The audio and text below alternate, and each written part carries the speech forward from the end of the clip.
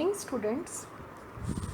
Last video lecture में मैंने आपको कार्बोक्सिलिक एसिड के बारे में उसकी मेथड्स ऑफ प्रिपरेशन और कैसे आप उसका नॉमेनक्लेचर करते हैं, क्या उसकी फ़िज़िकल प्रॉपर्टीज़ होती हैं, ये सब मैंने आपसे डिस्कस किया था।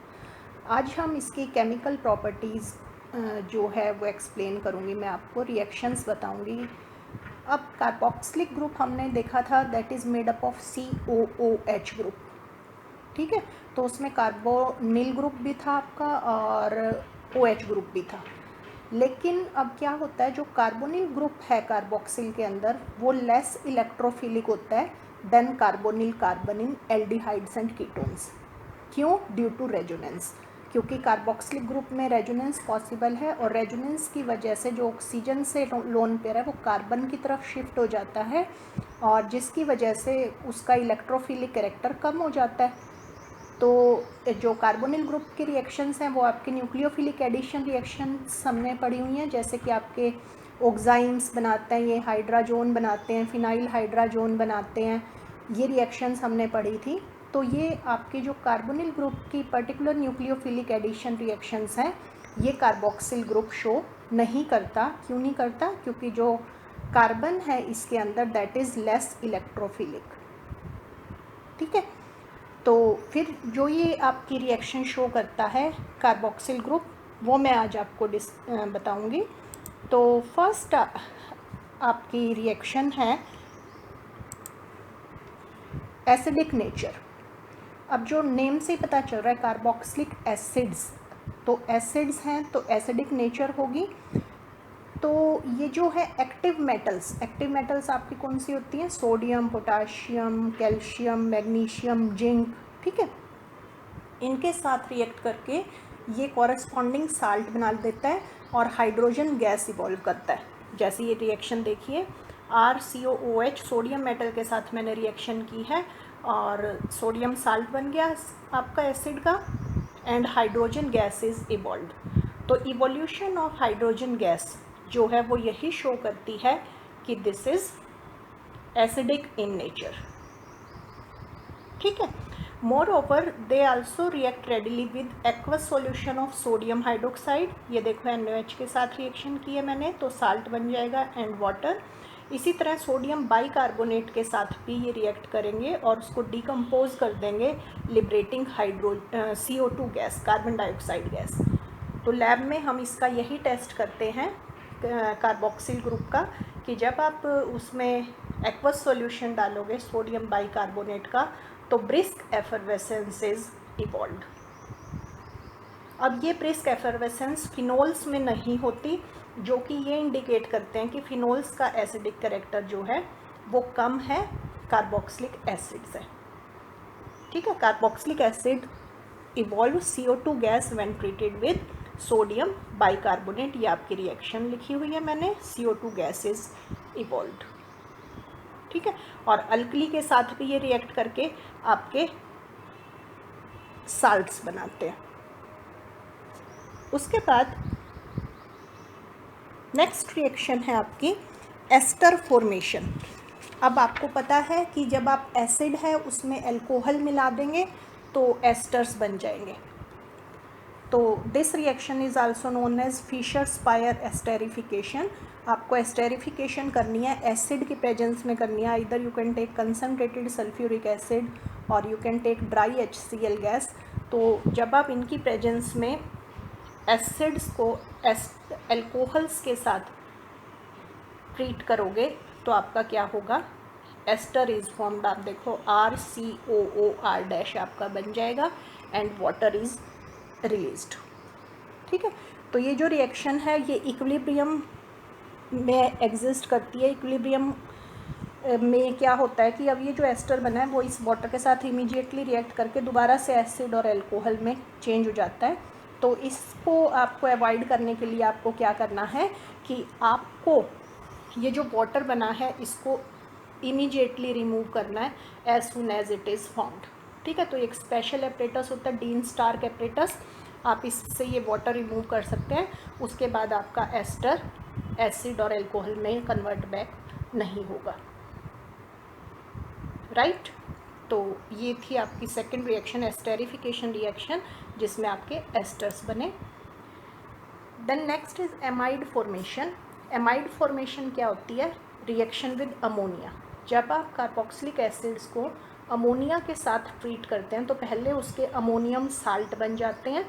देखिए, जैसे ये मैंने एसिड लिया ब्यूटेनोइक एसिड, अमोनिया मैंने डाला तो पहले उसका देखो अमोनियम साल्ट बन गया। उस अमोनियम साल्ट को फिर हमने हीट करना है। ये अमोनियम साल्ट लिया, इस अमोनियम साल्ट को अब मैंने देखो 458 केल्विन तक हीट किया, तो that will lose water and you will get amide. ठीक है, तो ये आप अमोनिया के साथ भी कर सकते हैं और प्राइमरी सेकेंडरी अमीन के साथ करेंगे तो भी आपके एमाइड बन जाएंगे। उस टाइम आपके सब्सटीट्यूटेड एमाइड बन जाएंगे। The next acid anhydride formation. Acid anhydride अब आपका कैसे बन सकता है? एसिड एनहाइड्राइड के लिए आप 2 एसिड मॉलिक्यूल लीजिए और उन पे डिहाइड्रेटिंग एजेंट डालिए P2O5। जैसे ये 2 एसिड मॉलिक्यूल आपने लिए 2RCOOH, इसको हीट करना है with P2O5। P2O5 acts as a dehydrating agent, तो इसमें वाटर निकल जाएगा and acid anhydride is formed. ठीक है, एसिड एनहाइड्राइड को आप एक तो एसिड्स की डिहाइड्रेशन से बना सकते हैं या एसिड क्लोराइड्स पर एसिड की या एसिड साल्ट की रिएक्शन कर दें तो भी बना सकते हैं। तो ये देखो, नेक्स्ट मैंने आपको यही दिया है, एसिड पर एसिड क्लोराइड आपने डाला है, पिरिडिन की प्रेजेंस में ये रिएक्शन करनी है, बेसिक मीडियम में होगी, बेस लेना है आपने। तो एसिड क्लोराइड और एसिड आपस में रिएक्ट करके आपको क्या देंगे? एनहाइड्राइड आपको मिल जाएगा। नेक्स्ट है acid chloride formation. Acid chlorides कैसे बनेंगे? एसिड क्लोराइड्स के लिए आप PCl5, PCl3 या थायोनाइल क्लोराइड कुछ भी डाल सकते हैं। तो देखिए, ये आपका एसिड है, एसिड पर PCl3 डाला, PCl5 और थायोनाइल क्लोराइड, तो सब केसेस में आपके एसिड क्लोराइड बन जाएंगे। सिर्फ साइड प्रोडक्ट आपके डिफरेंट होंगे। PCl3 अगर आप ले रहे हैं तो H3PO3 होगा, PCl5 ले रहे हैं तो PCl3 और HCl होगा, और SOCl2 अगर आप ले रहे हैं तो SO2 और HCl होगा। तो ये आपका बेस्ट मेथड है एसिड क्लोराइड्स बनाने के लिए। ये बेस्ट मेथड क्यों है? बिकॉज जो आपके SO2 और HCl दोनों बन रहे हैं, दे आर गैशियस, तो they escape out from the reaction mixture. तो ये अपने आप एस्केप आउट हो जाएंगे और एटमॉस्फेयर में चले जाएंगे। ठीक है, आपको कोई डिस्टिलेशन वगैरह करके जैसे ये रिमूव करनी पड़ेंगी चीज़ें, यहाँ आपको ये सब नहीं करना पड़ता। इसीलिए ये एसिड क्लोराइड्स प्रिपेयर करने का बेस्ट मेथड है from carboxylic acids.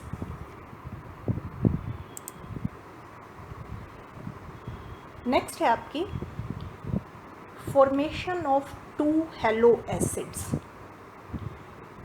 This is a name reaction, HVZ reaction, Hell-Wohlhard-Jelinski equation या रिएक्शन।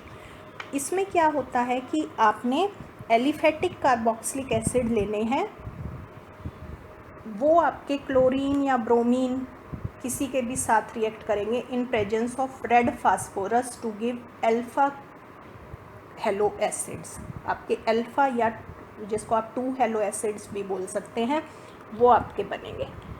ठीक है, जैसे आपने यहाँ पर पेंटेनोइक एसिड लिया, अब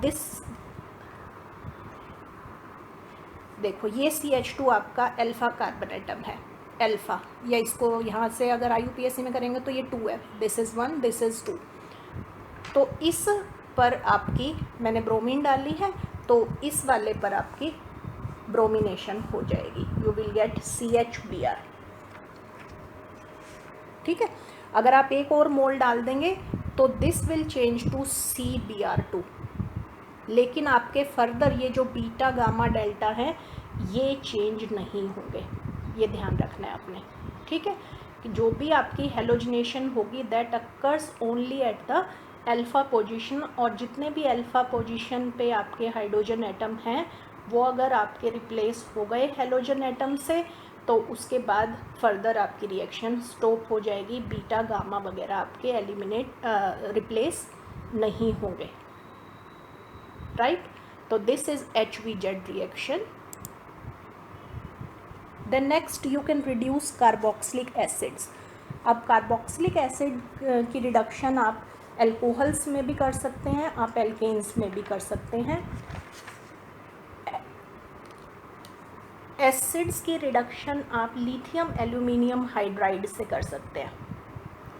लिथियम एल्यूमिनियम हाइड्राइड को आपको पता है in presence of ether use करना होता है, तो that will give you alcohol as the final product. पहले एसिड्स जो हैं वो आपके रिड्यूस होते हैं, पहले एल्डिहाइड बन जाता है और उसके बाद फर्दर रिडक्शन हो जाती है, finally you will get primary alcohol, right. इसमें अगर आप NaBH4 डालेंगे, अब NaBH4 जो है that doesn't reduce the carboxylic acid, NaBH4 carboxylic acids को रिड्यूस नहीं करता, तो नो रिएक्शन। और अगर आप HI in presence of red phosphorus ये रिएक्शन करेंगे तो एसिड्स आपके एल्केन्स में चेंज हो जाएंगे।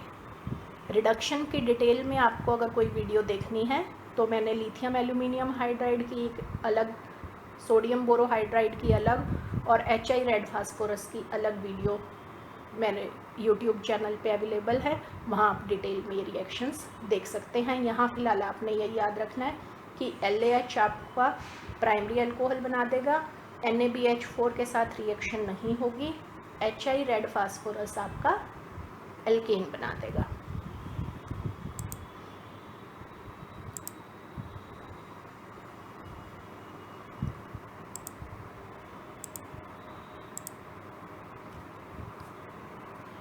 ये हो गई हमारी।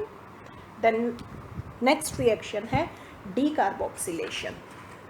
डीकार्बोक्सिलेशन नेम से पता चल रहा है रिमूवल ऑफ CO2 ग्रुप करनी है। अब आप CO2 ग्रुप को डिफरेंट मेथड से कर सकते हैं। फर्स्ट मैं आपकी रिएक्शन ले रही हूँ decarboxylation by soda lime. Soda lime क्या होता है? Soda lime is mixture of sodium hydroxide and calcium oxide in 3:1।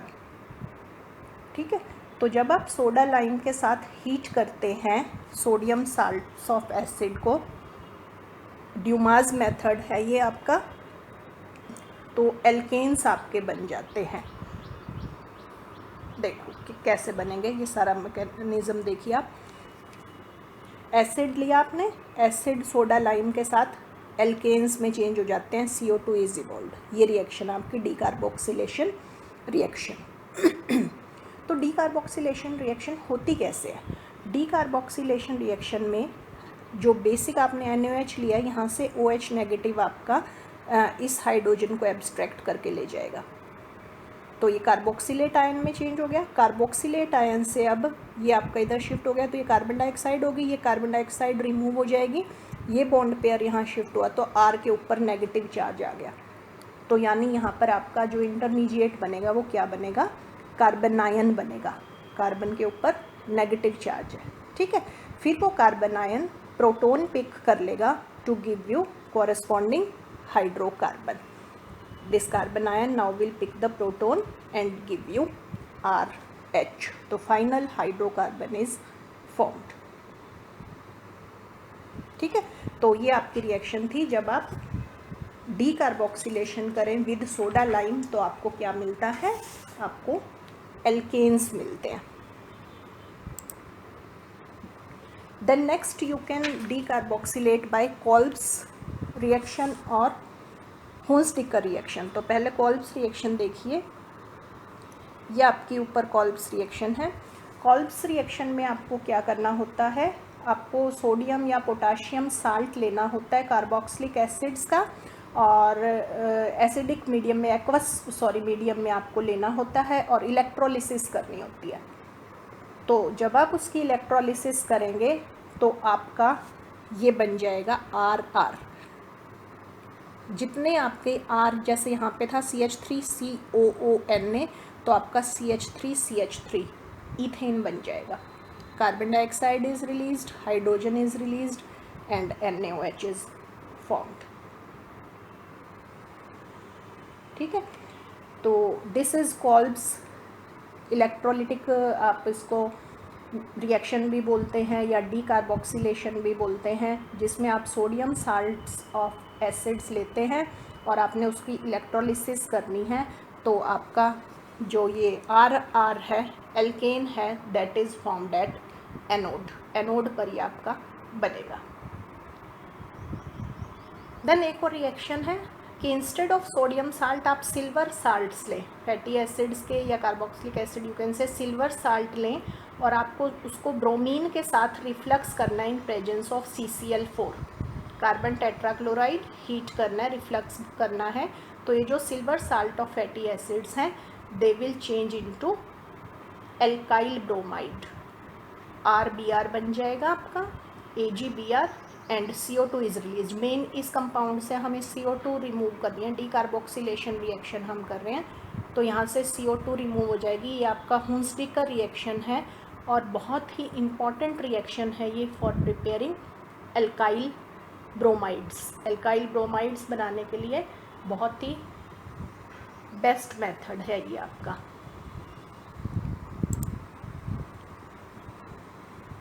Then next है you can prepare reaction with डाईएजोमीथेन।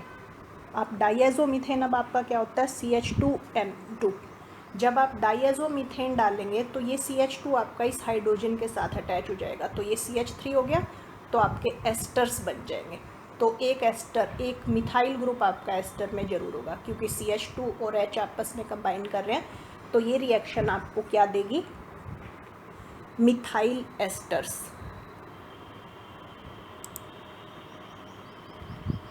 Then उसके बाद नेक्स्ट है श्मिट रिएक्शन। इसमें क्या होगा, आपको ट्रीट करना है with hydrazoic acid. Hydrazoic acid आपका क्या होता है HM3। तो सल्फ्यूरिक एसिड की प्रेजेंस में आप इसको ट्रीट करेंगे तो आपका क्या होगा, जो कार्बोक्सिलिक एसिड है that will change into primary amine. आपका इस मेथड से प्राइमरी एमीन बनेगा and nitrogen and carbon dioxide is released.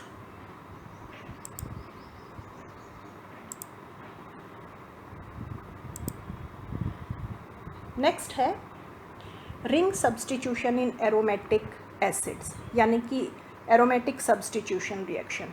Aromatic substitution reaction में अब जो कार्बोक्सिलिक ग्रुप प्रेजेंट है बेंजीन रिंग के ऊपर that is deactivating in nature. Deactivating है तो इसीलिए इनकमिंग जो ग्रुप है that will attack eight meta position.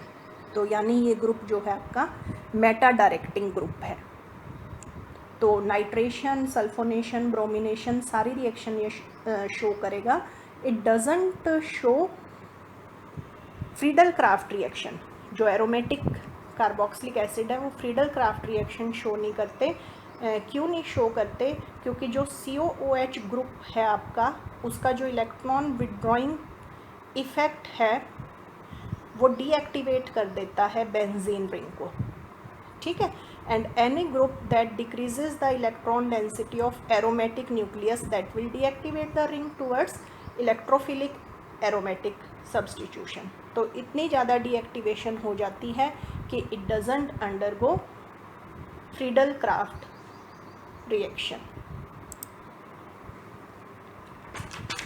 Then है nitration reaction. Electrophilic aromatic substitution reaction हम कर रहे हैं। नाइट्रेशन में आपको पता है क्या लेना होता है, nitrating mixture is HNO3 in presence of sulphuric acid. तो जब आप HNO3 in presence of sulphuric acid लेंगे तो बेंजोइक एसिड ये आपका था, तो मेटा पोजीशन पर आपको नाइट्रो ग्रुप लगा देना है। This is nitration reaction. Then next is bromination. Bromination आप क्या करते हो, ब्रोमीन इन प्रेजेंस ऑफ, जैसे FeBr3 आपने लिया, लुइस एसिड आप लेते हैं कोई, तो bromo will attach at meta position. And next is sulphonation. Sulphonation में क्या होता है, you have to take concentrated sulphuric acid, तो जो सल्फोनिक एसिड ग्रुप है that will attach at meta position, ठीक है। तो ये आपकी रिएक्शंस थी कार्बोक्सिलिक एसिड्स के। कार्बोक्सिलिक एसिड्स में एक ध्यान रखना, ये जो फर्स्ट एसिड है हमारा फॉर्मिक एसिड, इसकी कुछ एक्सेप्शनल प्रॉपर्टीज़ होती हैं। ये एल्डिहाइड की तरह भी बिहेव करता है, क्योंकि अगर आप देखें तो ये है HCOOH, तो HCO ग्रुप भी इसमें प्रेजेंट है। तो ये आपकी जैसे एसिड्स की एल्डिहाइड की जो रिएक्शन है, जैसे कि ये फेलिंग सॉल्यूशन के साथ रेड PPT देगा, टॉलेंस रिएजेंट के साथ सिल्वर मिरर देगा, या आप ये कह सकते हैं कि KMnO4 और पोटाशियम डाइक्रोमेट के सॉल्यूशन को ये डीकलराइज भी कर देता है। और ये आपके मर्क्यूरिक साल्ट्स अगर आप लें तो उसको मर्क्यूरस में रिड्यूस कर देता है, रिड्यूसिंग प्रॉपर्टी है इसकी, and you get white PPT। तो अगर आपको कभी भी डिस्टिंक्शन आता है दो एसिड्स के बीच में, तो एक एसिड आपका जनरली फॉर्मिक एसिड होगा, formic acid and any other acid. तो फॉर्मिक एसिड आपकी मैंने बता दिया फेलिंग सॉल्यूशन के साथ रेड PPT देगा और कोई एसिड नहीं देगा, टॉलेंस रिएजेंट के साथ सिल्वर मिरर, एसिडिफाइड KMnO4 और पोटाशियम डाइक्रोमेट को डीकलराइज करेगा, और वाइट PPT देगा विद मर्क्यूरिक क्लोराइड। तो ये सारी आपकी यूनिक प्रॉपर्टीज़ हैं कुछ फॉर्मिक एसिड की, जो कि आपकी फॉर्मिक एसिड को सेपरेट करती है from any other carboxylic acid. तो नेक्स्ट वीडियो लेक्चर में हम acidic strength of carboxylic acids discuss करेंगे। Thanks for watching the video.